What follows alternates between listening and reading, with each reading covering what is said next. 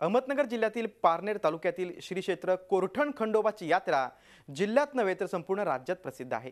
या यात्रेचं वैशिष्ट्य म्हणजे इथे काढण्यात येणारी 100 फुटाहून अधिक उंच मानाच्या काठ्यांची मिरवणूक। खंडोबाच्या प्रमुख 7 ठाण्यांपैकी महत्त्वाचं आणि प्रति जेजुरी म्हणून ओळखलं जाणारं स्थान म्हणजे अहमदनगर जिल्ह्यातील पारनेर तालुक्यातील पिंपळगाव रोठामधील श्री क्षेत्र खंडोबा।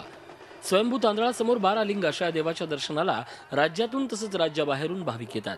श्री क्षेत्र कोरठण खंडोबाच्या 3 दिवस चालणाऱ्या यात्रेची सांगता झाली। यात्रेत पालखीचं दर्शन घेण्यासाठी लाखोच्या संख्येने भाविक आले होते।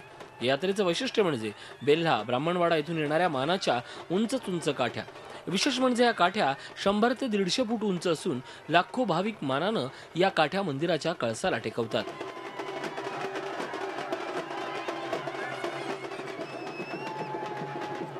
पालखी सोहळा पार पडल्यानंतर मानाच्या काठ्यांचं दृश्य पाहण्यासाठी भाविकांनी मोठी गर्दी केली होती। मानाच्या पालख्या येतात त्या पुणे जिल्हा नगर जिल्हा इथून आणि त्याचप्रमाणे बेल्हा ब्राह्मणवाडा इथल्या मानाच्या काठ्या सुद्धा येतात।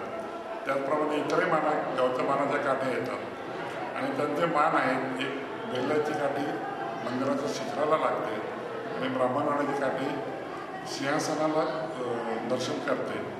या मानक काठ्यांचं देवदर्शन झाल्यानंतर यात्रा उत्सवाची सांगता होते। इथं प्रति जेजुरी समजल्या जाणाऱ्या या मंदिरासाठी आजूबाजूच्या तालुक्यामधून आणि फार तर मुंबई पुणे नाशिक इथनं भरपूर प्रमाणात भाविक या मंदिरासाठी येत असतात।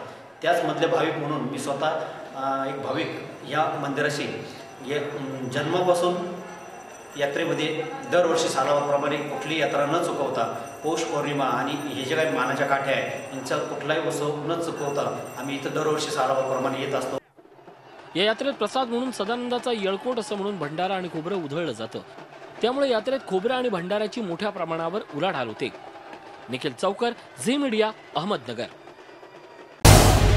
झी 24 तास रहा एक पाऊल पुढे।